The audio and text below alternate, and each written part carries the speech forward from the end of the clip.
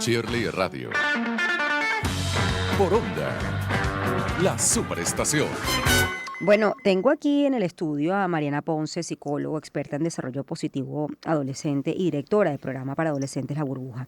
Y he querido conversar con ella un poco entendiendo lo que ha venido ocurriendo en las redes sociales y esta suerte de retos que, han incluso, lo ha informado el gobierno, han comprometido la salud y la vida al menos se tiene de constancia, pues, de al menos 2 jovencitos, ¿no?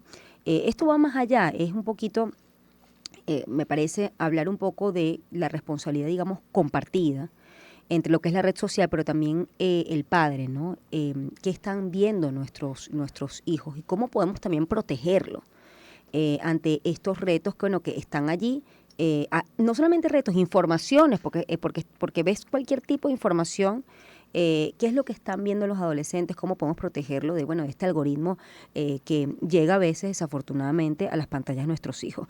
Buenos días y bienvenida, Mariana. Buenos días, gracias. Bueno, reto difícil, ¿no? En este contexto además globalizado, interconectado, ¿no? Y en donde, la tecnología tiene un punto importante en lo que es la sociabilización, pues, la forma como la gente interactúa con el mundo y sobre todo nuestros adolescentes, ¿no?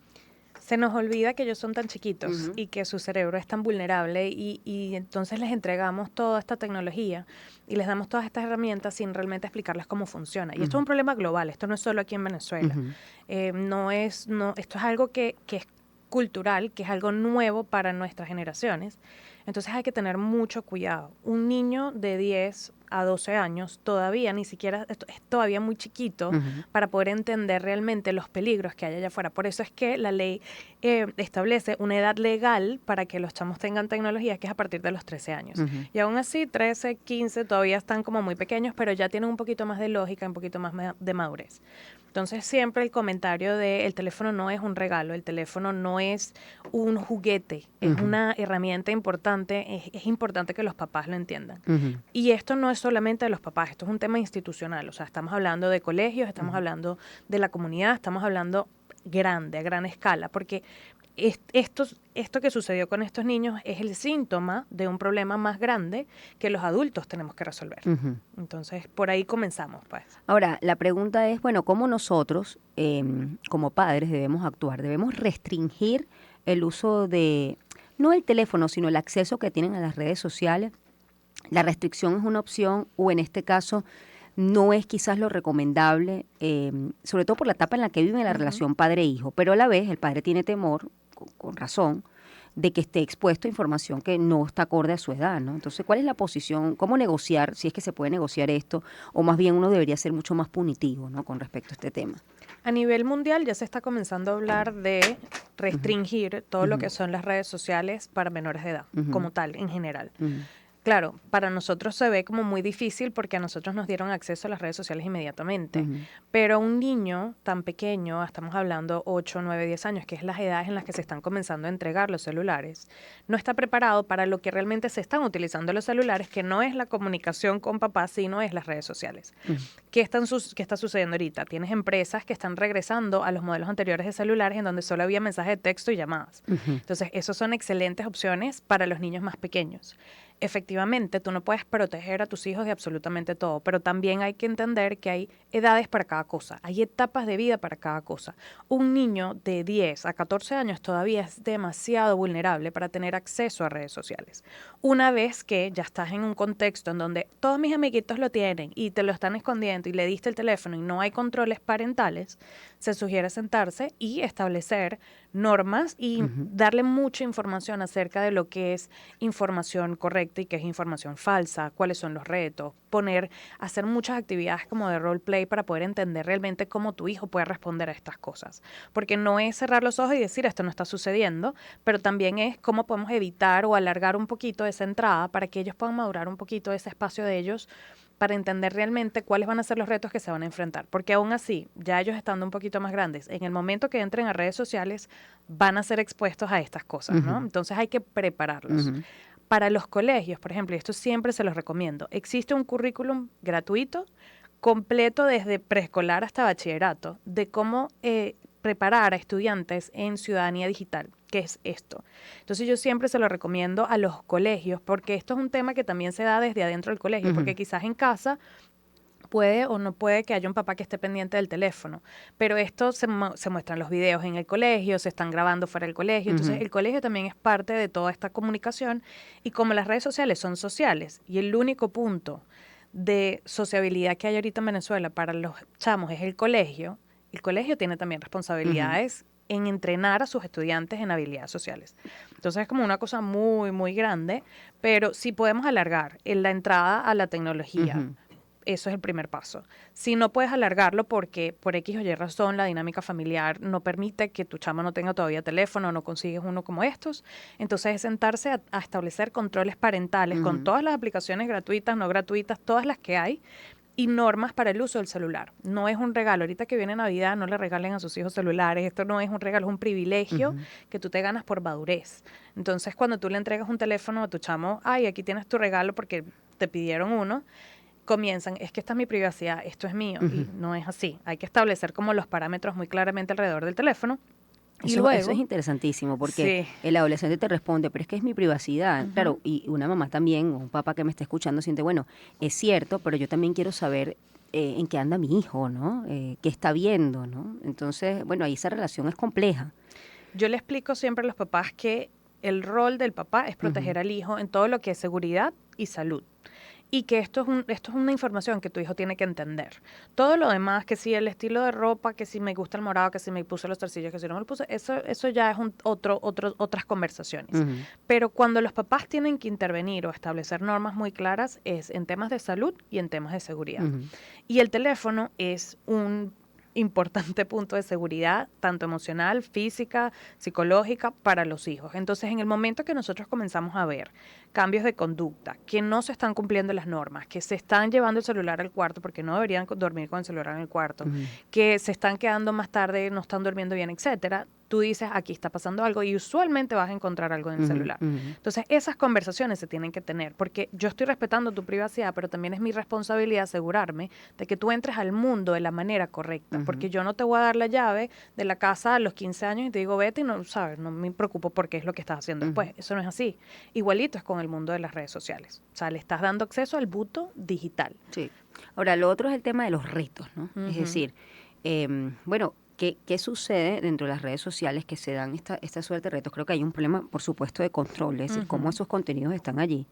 Pero lo otro es, bueno, si están, ¿cómo protegemos a nuestros hijos de estos retos? ¿Qué es lo que está pasando? Es decir, esto es una moda, que el algoritmo pues potencia este tipo de retos y son vistos por a un público en específico, ¿no? ¿Qué es lo que está sucediendo?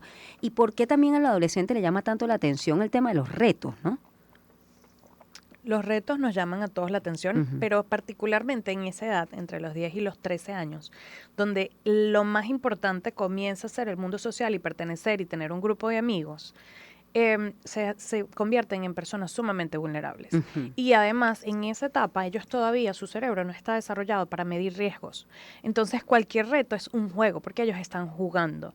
Y el juego tiene la característica de que no tiene peligro, o sea, tienes peligros como muy medidos. Entonces, cuando tienes a un niño, eso es lo que piensan, pero sí los tiene. Correcto. Cuando tú tienes un niño que está jugando, él no piensa que se va a hacer daño. Y esto es lo que pasa cuando se montan en un árbol. Entonces, los retos siempre han estado porque tiene ese gustico de tratar de ver qué tan lejos puedo llegar, cómo están mis habilidades. Los retos se utilizan en el colegio, se utilizan en el desarrollo emocional de los chamos, o sea, se pueden utilizar bien. El tema es que cuando te vas a las redes sociales y comienzas a participar en un mundo que no tiene ningún tipo de supervisión. Y además sin control. Y no hay quien supervise, no hay un adulto que te diga, epa, ya va, esto, ¿cuál es la diferencia entre algo saludable y algo no saludable? Nos encontramos con este tipo de situaciones. No es la primera vez que lo escuchamos, no va a ser la última, porque se nota que este grupo de niños no tenía ningún tipo de supervisión por cualquier razón que haya sucedido. Y entonces, claro, tienen acceso a todas estas cosas de la casa. Las pastillas no debieron haber estado regadas en el caso de esta noticia, no debían haber estado expuestas a la mano de un niño tan pequeño. Son muchas cosas, ¿no? Entonces a los chamos les encanta pertenecer. Y si mis amigos lo están haciendo, yo también lo quiero hacer. Entonces hay que sentarnos a hablar con ellos, a explicarles las diferencias de lo que es peligroso y de lo que es divertido. Esto también entra mucho, por ejemplo, en el tema del bullying. O sea, la diferencia de nosotros explicarle a nuestros hijos lo que es maltrato o lo que no es saludable versus lo que sí es importantísimo. Entonces, todo esto se mezcla y cuando llegas al mundo de redes sociales, en donde yo quiero pertenecer, en donde me están dando like, en donde la gente que no le interesa le está mostrando esto y te están dando y están subiendo tus números, es demasiado adictivo.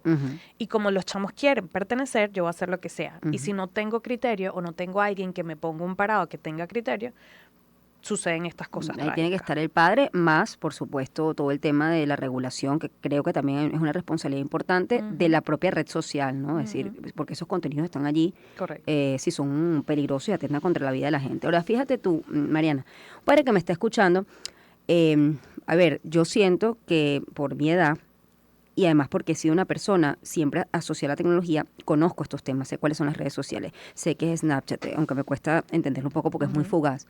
Pero hay padres que no son de esta generación y que nos están escuchando y no tienen ni idea de esto, ¿no? Entonces, bueno, un padre que te está escuchando te dice, bueno, ¿cómo hago ahorita que yo le he dado este teléfono, que yo no tenía ni idea, o de repente está uno mismo también tiene acceso a las redes sociales y consume redes sociales y lo hace con frecuencia?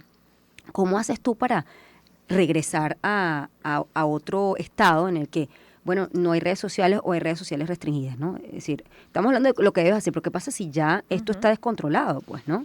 Las redes sociales y el celular son un chupón. Cuando los chamos no tienen más nada que hacer, se meten en redes sociales. Siempre va a ser algo interesante porque uno siempre quiere estar en contacto, o sea, no es algo malo, pero el tema es qué pasa cuando se está utilizando como reemplazo de ese tiempo libre, de ese tiempo de ocio, que es terrible, porque el consumo de redes sociales en exceso ya está comprobado que baja el nivel de autoestima, que genera una cantidad de conflictos emocionales, ¿no? Entonces, como papás tenemos que, uno, estar más pendiente de pasar más tiempo con ellos o de llenarles ese tiempo libre que tienen con un tiempo que sea más productivo, más entretenido, más libre de que la tecnología sea lo primero que yo vaya a agarrar. Clases de arte, deporte, actividades con familiares, o sea, es involucrarlos más, porque ¿qué pasa? Esa niñita estaba en una llamada con sus amiguitos porque no tenía más nada que hacer, o sea, ya sea porque llegó en la noche y se puso a hablar con ellos, o tiene su tiempo libre, pero muchas veces cuando llegamos a esos espacios y esos algoritmos te los están mostrando, es porque tienes mucho tiempo en redes sociales. Entonces, buscar reemplazar ese tiempo que ellos tienen con algo que sea más divertido, porque por supuesto es un chupón, o sea, yo estoy fastidiada y me metí en redes sociales, no quiero hablar con mis papás, me meto en redes sociales, no quiero estoy esperando en el carro o esperando que me vengan a buscar, estoy en redes sociales.